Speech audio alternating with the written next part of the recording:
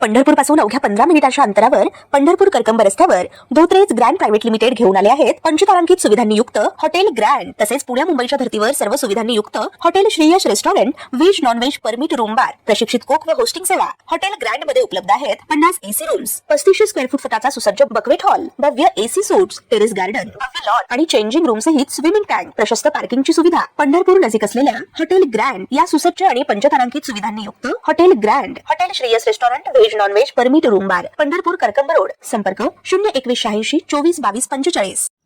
जळगाव शहरातील अत्यंत गजबजलेल्या परिसर असलेल्या गोलानी मार्केट परिसरात बुधवारी दुपारी रक्तरंजित थरार बघायला मिळाला आहे। एकाच तरुणीसोबत असलेल्या मैत्रीच्या वादातून इंजिनिअरिंगचं शिक्षण घेणाऱ्या तरुणाचा सिनेस्टाईल पाठलाग करून खून करण्यात आला।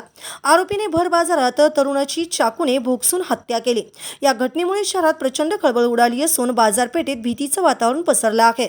साई गणेश बोराडे उर्फ जय गोराडे राहणार दशरथनगर असं मयत तरुणाचं नाव असून तो अभियांत्रिकी डिप्लोमाचं शिक्षण घेत होता।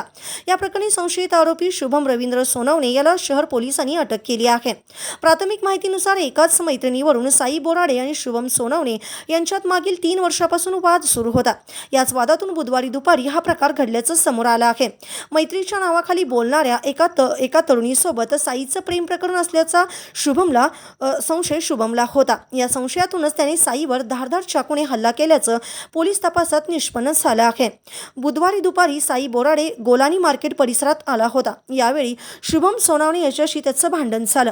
भांडणाचे रूपांतर झटापटीत झालं आणि त्यानंतर शुभमने साईचा सिनेस्टाईल पाठलाग करत छाती आणि पोटावर चाकूने वार केला। गंभीर जखमी अवस्थेत साई रक्ताच्या थारोळ्यात कोसळला। त्याला तातडीने रिक्षाद्वारे शासकीय वैद्यकीय रुग्णालयात महाविद्यालयात दाखल करण्यात आले। प्रकृती चिंताजनक असल्याचे पुढे एका खासगी रुग्णालयात त्याला हलवण्यात आलं। मात्र उपचार सुरू असतानाच संध्याकाळी त्याचा मृत्यू झाला। दरम्यान याच वेळी जळगाव महापालिकेत उमेदवारी अर्जाची छाननी प्रक्रिया सुरू होती। महापालिकेच्या मागील बाजूस असलेल्या गोलानी मार्केटमध्ये ही घटना घडल्याने परिसरात काही काळ भीतीचे व गोंधळाचे वातावरण निर्माण झाले होते। नागरिकांची एकच धावपळ उडाली होती। ताज्या घडामोडी पाहण्यासाठी आमच्या YouTube चॅनलवरील PVR म्हणजेच पंढरी वार्ता या न्यूजला सबस्क्राइब करा आणि शेजारील बेल आयकॉनवर क्लिक करा।